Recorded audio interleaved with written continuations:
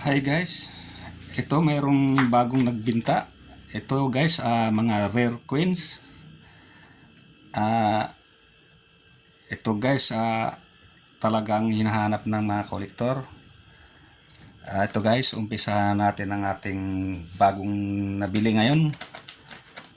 Siya nga pala, salamat sa nagbinta sa akin. At nagkakaroon din ako ng mga ganitong klaseng coins.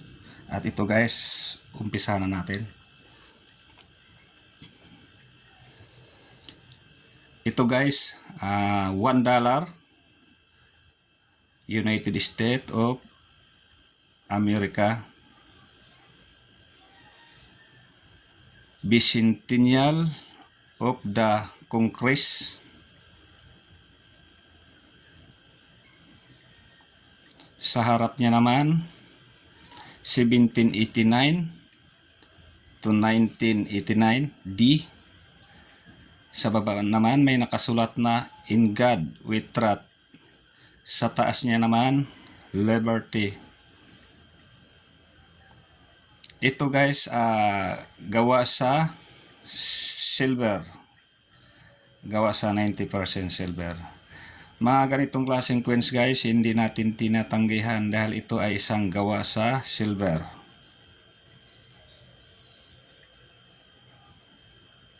$1.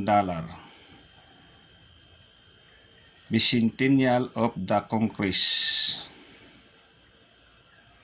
United States of America.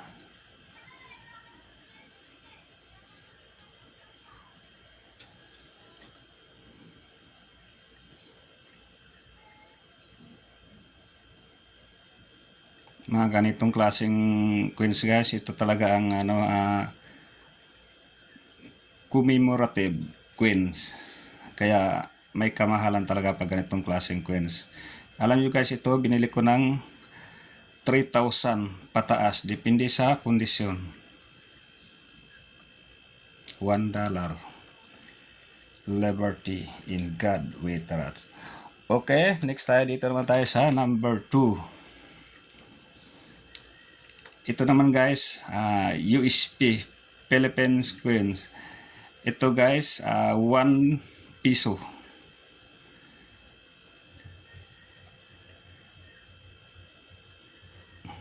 Ito guys, pira ng Pilipinas nung sinaunang panahon.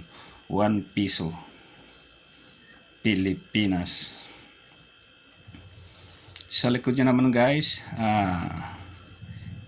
United States of America. Sa baba naman may nakasulat na is 1911. Mga ganitong klaseng coins guys, 1911 talagang makita ka naman sa ngayon nasa isang kolektor na. Kaya may kamahalan talaga nito dahil ito ay kakaunti lamang ang ginawa. 1911 United States of America. Kaya may nakasulat ng sa likod guys, United States of America, kasi ito ay gawa sa United States, gawa ng Amerika. Dahil noon ay wala pa tayong kakayahan gumawa ng pira, kaya ginawaan tayo ng United States. Kaya may nakasulat sa likod, United States of America. Mula nung gumawa yung United States of America, mula noong 1903 hanggang 1945, sila ang naggumawa ng pera ng Pilipinas. Kaya sa likod may nakasulat na United States of America. Mula noong 1903 hanggang 1945. Ito guys, may kamahalan talaga ito. Alam nyo guys, binili ko to ng 9,000 pesos. May nakuha pa nga ako yung una guys, binili ko pa siya ng 9,500 dahil wala pa akong ganito. Kaya pinatulan ko na rin dahil gusto sa mga isang kolektor makumpleto ang kanyang mga koleksyon. Pero kahit mayroon man tayo, patuloy pa rin tayong bumibili ng mga ganitong klaseng coins. Siya nga pala guys, baka pwedeng isubscribe nyo ang aking YouTube channel or like, share. Maraming salamat sa inyong lahat. At ito guys, mayroon tayong binibili na Buddha, Chinese Buddha. Ito guys, mga ganyan na Chinese character. Ito guys, gawa sa bronze. Yun po ating binibili sa mataas na halaga. Gawa sa may ukit. Chinese character. Yun guys ay gawa sa bronze. Ito guys, binibili natin sa mataas na halaga. Nakikita nyo guys, gawa sa bronze, ukit talaga siya. Yun po ay ating binibili sa mataas na halaga. Basta gawa sa bronze o basta malaki siya. Okay, dito naman tayo sa kabila. Ito guys, putdog. Putdog na ating binibili sa mataas na halaga. Nakikita nyo guys, putdog dragon. Yun po ay ating binibili sa mataas na halaga. Basta malaki, hindi natin tinatanggihan.